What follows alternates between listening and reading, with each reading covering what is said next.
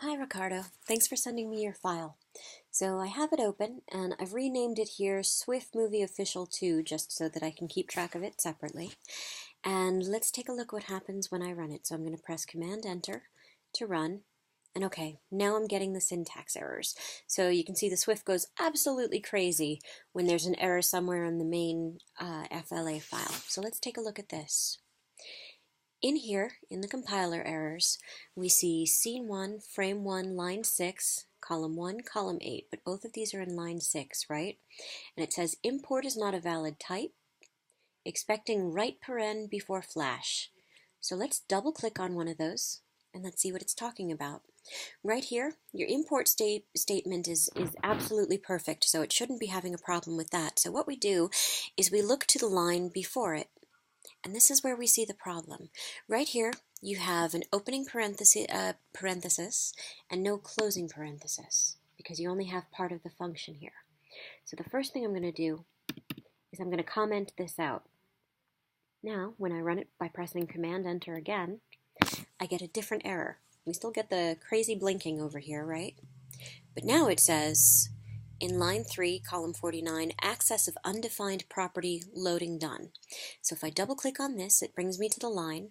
And what it's telling me is that I've called this thing called loading done, and I haven't defined it anywhere. The definition was actually here, and I took it away because it wasn't quite complete.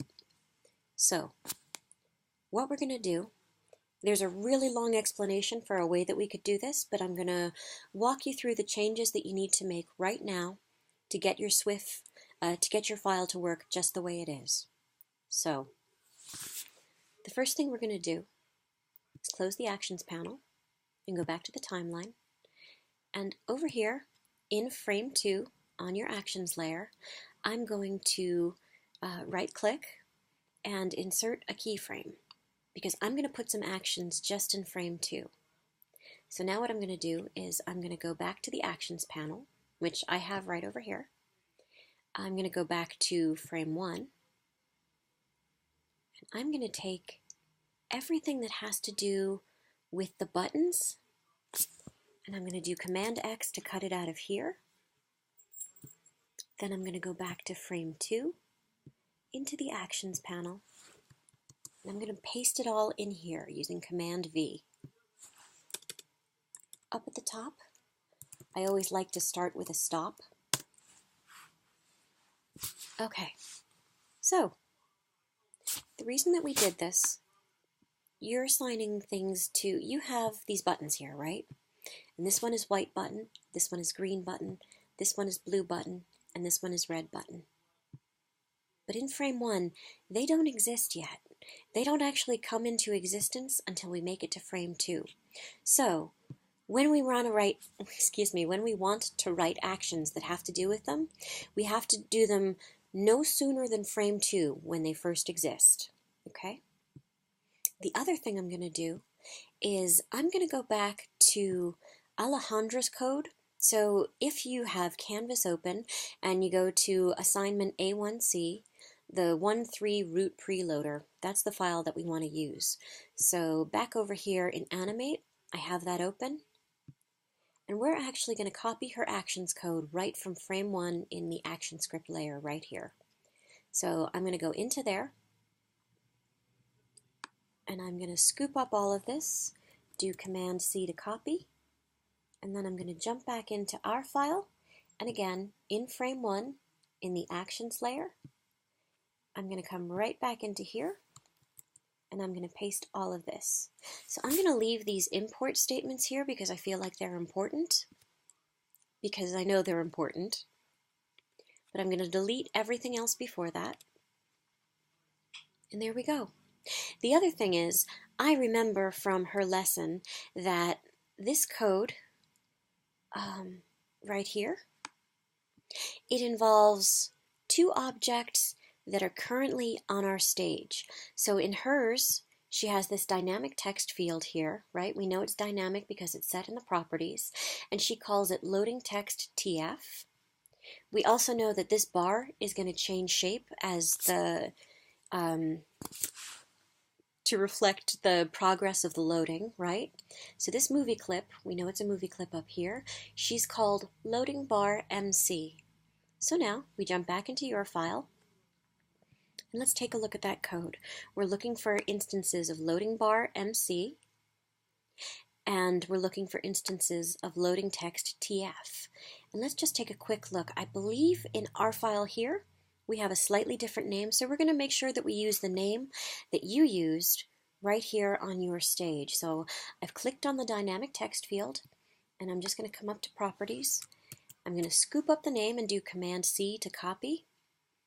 And then I'm going to go right back into the Actions field, and where she has loading text TF, I'm going to change that to loading text, which is the name that we use in this file. And then I'm going to do the same thing with the bar. I know that she uses this bar in the code, so I'm going to take the name that you gave it over here, Loading Bar MC. I'm going to copy it, and then I'm going to go back into the code here, and I'm going to change her Loading Bar MC to your Loading Bar _ MC, so that we know that that'll work. Okay. Looking pretty good. I am going to save by using Command S. And let's give it a test and see what we've got so far. Excellent. Access of undefined property loading text TF. What did I do? This is loading text, and it's looking for loading text TF. So once again, I obviously missed some other place where this text field is called in the code. So I'm going to copy the name again, loading text. And then over here it says line 16, column 8. So I'm going to double click, and it's going to bring me right there. And oh, there it is. So I'm going to scoop this up here, just the name, not the dot text. I'm going to paste in loading text, which is your name for it. And then I'm going to save, and I'm going to test run again. So I'm going to do Command Enter. Okay, and the message we get is still Alejandra's message, kitten is 100% loaded from her kitten file, but we see that this is loaded, and now we can test the buttons, and it looks like we are importing the other Swifts, but they're not coming into exactly the right spot. So, new problem to solve, hooray! Okay, so the first and easiest thing for me to do is to change this text. Kitten is 100% loaded.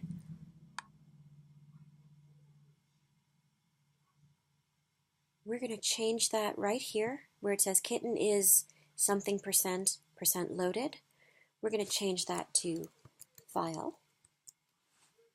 And I'm going to feel really good about that, so I'm going to save it. We're going to run this one more time. Okay, file is 100% loaded. That's great. So now, how do we deal with the weird location of these guys? Let's take a look. So if I close this and I come back into the timeline, let's take a look at this guy. This is movie MC, right? So that's the movie clip that we're loading the external Swift files into. So the first thing I want to do is I want to click on my free transform tool over here. And let's see, if I just grab the rotation point here, the registration point, and stick it in the corner, I'm going to save. I'm going to run it again. Does that make any difference? Not really. I'm not loving that. Okay, so here's what I'm going to try next. I'm going to grab this. I'm going to drag it up and over to here. Then I'm going to save, and I'm going to test it again. So now, all right. Oh, that's really cool. So now I can see people. This is very exciting. So, I don't know actually where you want these people to be or what you want them to be doing, but the trick is we're loading them into this movie clip here, right? We're loading those external Swift files into here. So, based on the position and the size of this movie clip, you'll find the position and the size of your other movie clip. Sorry, the position and the size of your Swifts are based on the position and the size of the movie clip you're loading them into. What I'd suggest for this, oh, that's really cool, dude. What I'd suggest for this is play around with the position of this movie clip and play around with its size and see what happens when you change it and then you come in here and you press the buttons and see if you can find a size and a position that really works well for you. But right now, that's everything. You've got a working movie clip, and you've got the next thing that you need to work on, which is the position and the size of this guy. So good work, good luck, hang in there, and I'll see you on Tuesday.